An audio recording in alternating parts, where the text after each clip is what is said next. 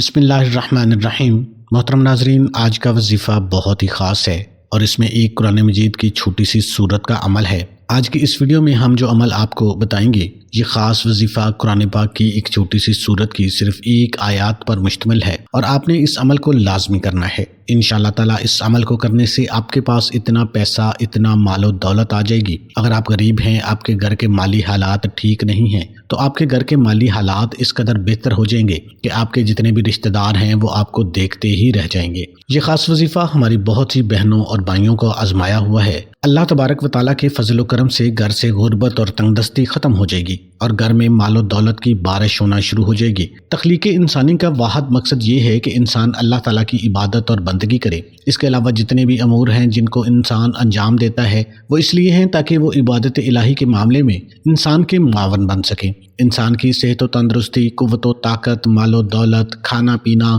غرض ہر ایک چیز اس لیے ہے تاکہ انسان مستعد ہو کر اپنے اصلی مقاصد کو انجام دے سکے۔ عبادت اللہ تبارک و تعالیٰ کے حکم اور نافذ کردہ چیزوں کو انجام دینا اور منع کردہ چیزوں سے رک جانا، لیکن عبادات کے اندر بھی فرق کا لحاظ کیا گیا ہے، یعنی ان کی انجام دہی کی صورت میں مرتب ہونے والے اجر و ثواب میں بڑا فرق ہے۔ چنانچہ کچھ امور ایسے ہیں جن کی فضیلت، اہمیت اور اجر و ثواب بہت زیادہ ہے، اور کچھ ایسے ہیں جن کا اجر و ثواب دیگر عبادتوں کے نسبت کچھ کم ہے۔ نفل عبادات میں تہجد کی نماز قبولیت کی ضامن ہے۔ نماز تہجد قرب الہی کا ذریعہ ہے۔ یہ نماز خوشنودی رب کا باعث ہے۔ اس سے حسنات میں اضافہ ہوتا ہے، گناہ معاف ہوتے ہیں اور درجات بلند ہوتے ہیں۔ نماز تہجد سے محبت الہی کا حصول ہوتا ہے۔ یہی وجہ ہے کہ اس کی توفیق انہیں چند افراد کے دامن میں آتی ہے جو اللہ کے پسندیدہ افراد ہوتے ہیں۔ تو ناظرین اکرام، آج ہم آپ کو ایسی صورت کا وظیفہ بتائیں گے کہ بے روزگاروں نے کیا تو اللہ تعالیٰ نے ان کے لیے نوکری کا وسیلہ بنا دیا، کاروباری حضرات نے کیا تو ان کے پاس گاہکوں کی لائن لگ گئی۔ یہ وظیفہ آپ نے صرف نماز فجر کے بعد کرنا ہے۔ اگر آپ اس وظیفے کو احسن طریقے سے کر لیتے ہیں تو انشاءاللہ آپ کے جو رزق کے مسائل ہیں وہ حل ہونا شروع ہو جائیں گے۔ انشاءاللہ رزق کا مسئلہ حل ہو جائے گا، رزق کی رکاوٹیں، بندشیں دور ہو جائیں گی۔ یہ ایک ایسی صورت ہے جن لوگوں نے پڑھا اللہ تعالیٰ نے اسے غنی بنا دیا، جن لوگوں نے بھی اس کو کیا ان کے کاروبار خوب پھلے پھولے۔ آج آپ کے لیے یہ وظیفہ لے کر آئے ہیں۔ قرض کے بوجھ تلے دبے انسان اس کو کریں، انشاءاللہ کامیاب ہو جائیں گے، لیکن ظاہری اسباب آپ نے لازماً اختیار کرنے ہیں۔ ویسے تو یہ وظیفہ اس کو کسی بھی نماز کے بعد کر سکتے ہیں، لیکن نماز عشاء کے بعد زیادہ بہتر رہے گا یا نماز فجر کے بعد۔ اس وظیفے کو لڑکیاں بھی کر سکتی ہیں، بہنیں، بھائی، بزرگ سب اس وظیفے کو کر سکتے ہیں۔ اس وظیفے کو آپ ایک دوسرے کے لیے بھی کر سکتے ہیں، بھائی بہنوں کے لیے کر سکتی ہیں، بہنیں بھائیوں کے لیے کر سکتی ہیں، والدین بچوں کے لیے کر سکتے ہیں۔ یہ وظیفہ سورہ فاتحہ کی ایک آیت کا وظیفہ ہے۔ مشائخ اور بزرگان دین کہتے ہیں رزق کے اندر جو کامیابی چاہتا ہے، جو دین اور دنیا کے اندر ترقی چاہتا ہے اور جو رزق کے اندر برکت چاہتا ہے، اس صورت کو اپنا لے۔ آپ نے یہ کرنا ہے کہ کوئی ایک ٹائم مقرر کر لیں۔ اس وظیفے کو جائز حاجت کے لیے اس لیے نہیں کرنا کہ امیر و دولت مند ہو جاؤں تو اپنے خاندان والوں کو نیچا دکھاؤں گا۔ فخر و غرور نکال کر صرف عاجزی اور انکساری کے ساتھ اس وظیفے کو کرنا ہے۔ دوران وظیفہ کوشش کریں کوئی بھی بدبودار اشیاء کے استعمال نہ کریں، جیسے کہ کچا پیاز ہو گیا۔ مرد حضرات تمباکو نوشی سے پرہیز کریں، اس کے علاوہ حلال کا لقمہ کھائیں اور گناہ کبیرہ سے بچتے ہوئے اس عمل کو کریں۔ اور وظیفہ ختم ہونے کے بعد اللہ تعالیٰ کی رضا کی خاطر کوئی میٹھی چیز آپ نے تقسیم کرنی ہے۔ کوشش کرنی ہے کہ بچوں کے اندر تقسیم کرتے رہیں۔ اس حقیقت سے تو کوئی بھی انسان انکار نہیں کر سکتا کہ دنیا میں ہر امیر و غریب، نیک اور بد کو قانون قدرت کے تحت دکھوں، غموں اور پریشانیوں سے کسی نہ کسی شکل میں ضرور واسطہ پڑتا ہے۔ اس کا سبب یہ ہے کہ یہ دنیا دارالعلم اور امتحان گاہ ہے۔ انسان یہاں آزمائش کے لیے بھیجا گیا ہے، اسے آزادی سے نیکی اور بدی کرنے کی قوت دی گئی ہے۔ تو نیکی کرنے کی صورت میں تو اجر و ثواب کا حقدار قرار پاتا ہے، لیکن نافرمانی کی صورت میں عذاب و سزا کا مستحق ٹھہراتا ہے۔ غربت و تنگ دستی اور امارت و خوشحالی بھی اس دنیا کے دارالعلم ہونے کا ایک حصہ ہے۔ یہاں دو قسم کے لوگ رہتے ہیں، ایک وہ جو آسودہ حال اور دولت مند ہیں اور ہر قسم کی آسائش و آرام سے بہراور ہیں، دوسرے وہ جو غربت و مفلوق الحال ہیں اور زندگی کی بنیادی ضروریات سے بھی محروم ہیں۔ ان کی زندگی انہیں دکھوں اور تکلیف سے لڑتے ہوئے گزر جاتی ہے۔ انسان کسی بھی گروہ سے تعلق رکھتا ہے، اسے دکھوں سے مفر نہیں ہوتا۔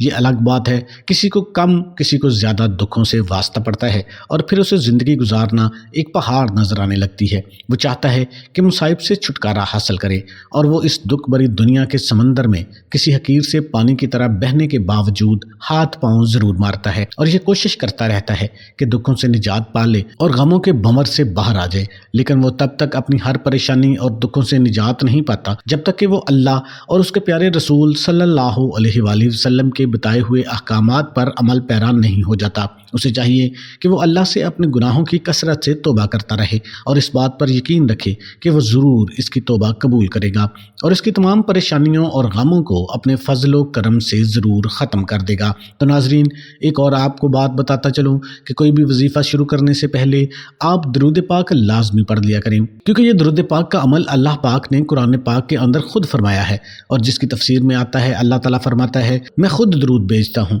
اور اپنے پیارے پیغمبر محمد مصطفیٰ صلی اللہ علیہ وآلہ وسلم پر، اور میرے جتنے فرشتے ہیں، نوری مخلوق ہیں، یہ بھی میرے نبی پر سب مل کر درود پڑھتے رہتے ہیں۔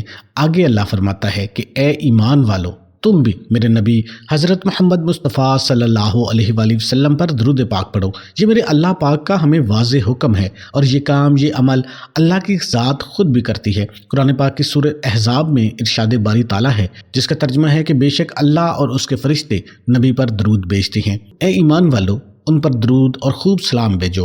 حضرت ابو طلحہ انصاری رضی اللہ تعالیٰ عنہ فرماتے ہیں کہ ایک دن حضور اکرم صلی اللہ علیہ وآلہ وسلم تشریف لائے اور بشاشت چہرہ اقدس پہ نمایاں تھی۔ ارشاد فرمایا، میرے پاس حضرت جبرائیل علیہ السلام آئے اور کہا کہ آپ کا رب فرماتا ہے کہ آپ راضی نہیں کہ آپ کی امت میں جو کوئی آپ پر درود بھیجے میں اس پر 10 بار درود بھیجوں گا، اور آپ کی امت میں جو کوئی آپ پر سلام بھیجے میں اس پر 10 بار سلام بھیجوں گا۔ حضرت عبداللہ بن مسعود رضی اللہ تعالیٰ عنہ سے روایت ہے کہ حضور پر نور صلی اللہ علیہ وآلہ وسلم نے ارشاد فرمایا، قیامت کے دن مجھ سے سب سے لوگوں میں زیادہ قریب وہ ہوگا جس نے سب سے زیادہ مجھ پر درود بھیجا ہوگا۔ حضرت انس رضی اللہ تعالیٰ عنہ سے روایت ہے کہ حضور اقدس صلی اللہ علیہ وآلہ وسلم نے ارشاد فرمایا، جو مجھ پر ایک بار درود بھیجے اور وہ قبول ہو جائے تو اللہ تعالیٰ اس کے 80 برس کے گناہ مٹا دے گا۔ حضرت عبداللہ بن عمر رضی اللہ تعالیٰ عنہ فرماتے ہیں کہ جو نبی کریم صلی اللہ علیہ وآلہ وسلم پر ایک بار درود بھیجے تو اللہ تعالیٰ اس کے فرشتے اس پر 70 بار درود بھیجتے ہیں۔ تو اللہ نے اپنی پیاری مخلوق جو نوری مخلوق ہے، جس میں جبرائیل ہیں، میکائیل ہیں، اسرافیل ہیں، بے شک بے شمار فرشتے ہیں، میرے اللہ کے ہیں، وہ سب میرے نبی پر درود پڑھتے ہیں۔ تو اللہ رب العزت فرماتے ہیں کہ میں بھی، میری تمام نوری مخلوق فرشتے بھی، اور اب میں بندوں کو بھی حکم دے رہا ہوں کہ جو مجھ کو مانتے ہیں، جو میرے نبی پاک صلی اللہ علیہ وآلہ وسلم پر ایمان لے کر آئے ہیں، ان کو بھی میں حکم دے رہا ہوں کہ یہ عمل تم بھی کرو۔ وہ عمل کون سا ہے؟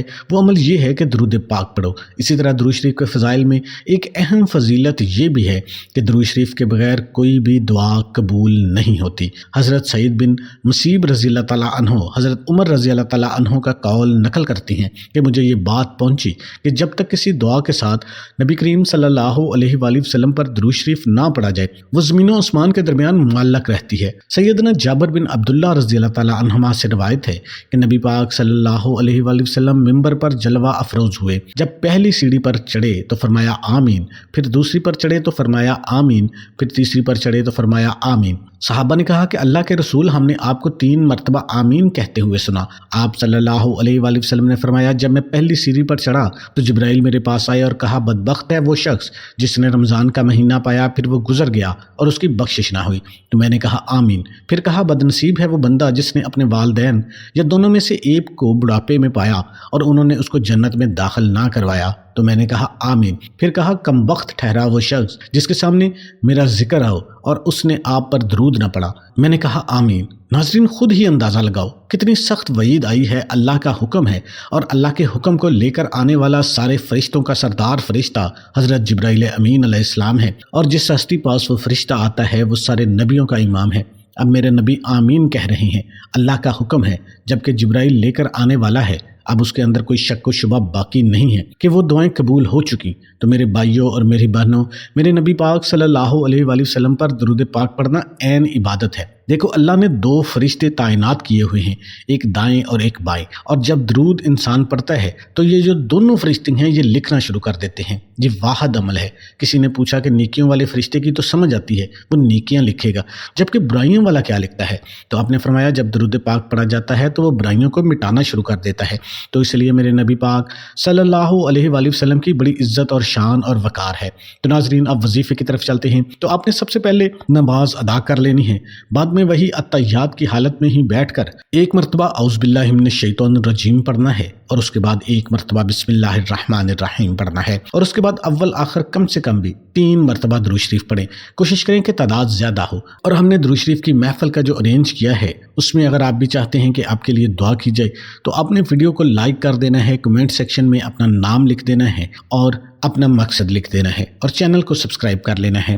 درود پاک پڑھ کر الحمد شریف یعنی سورہ فاتحہ جو کہ آپ نے صرف 3 مرتبہ پڑھنی ہے۔ بسم اللہ الرحمن الرحیم، الحمد للہ رب العالمین، الرحمن الرحیم، مالک یوم الدین، ایاک نعبد و ایاک نستعین، اہدنا الصراط المستقیم، صراط الذین انعمت علیہم غیر المغضوب علیہم ولا الضالین۔ لیکن ایک بات آپ نے اور خیال رکھنی ہے کہ ہر مرتبہ جب بھی آپ اس آیت مبارکہ پر پہنچے ایاک نعبد و ایاک نستعین، یہ آیت آپ نے 11 مرتبہ پڑھنی ہے، اور اس کے بعد آپ نے آگے شروع کرنا ہے۔ پھر آپ نے اسی طریقے سے 3 مرتبہ سورہ فاتحہ کو پڑھنا ہے، لیکن یہی آیت 11 مرتبہ پڑھ کر آپ نے سورہ مبارکہ کو مکمل کرنا ہے۔ جب یہ اکیلی آیت 33 بار ہو جائے تو باقی سورہ فاتحہ آپ نے 3 بار ہو جائے گی، اور اس کے بعد آپ نے سورہ اخلاص 11 مرتبہ پڑھ لینی ہے۔ بسم اللہ الرحمن الرحیم، قل هو اللہ احد اللہ الصمد لم یلد ولم یولد ولم یکن لہ کفوا احد۔ اور جب آپ یہ عمل کریں اول آخر کم سے کم 3 بار درود شریف لازمی پڑھیں، اور اس کے بعد اللہ پاک سے دعا مانگیں۔ یہ ایک ایسا وظیفہ ہے کہ انشاءاللہ آپ کی کوئی بھی دعا رد نہیں ہوگی۔ یہ انتہائی طاقتور اور آزمودہ وظیفہ ہے، بہت ہی مجرب وظیفہ ہے۔ اس دور میں کافی لوگ پریشان ہیں، روپے پیسے کی کمی ہے۔ انشاءاللہ العزیز اللہ رب العزت آپ کو بھی اپنے فضل و کرم سے اس مالی تنگ دستی سے نجات دے گا انشاءاللہ، اور خوشخبری ملے گی۔ یہ عمل ایمانداری کے ساتھ مکمل یکسوئی کے ساتھ آپ نے کرنا ہے، انشاءاللہ آپ کو کامیابی ملے گی۔ اور کوئی بھی وظیفہ نماز کے بغیر مکمل نہیں ہوتا، آپ نے 5 وقت کی نماز لازمی ادا کرنی ہے، اور حسب توفیق صدقہ بھی دینا ہے۔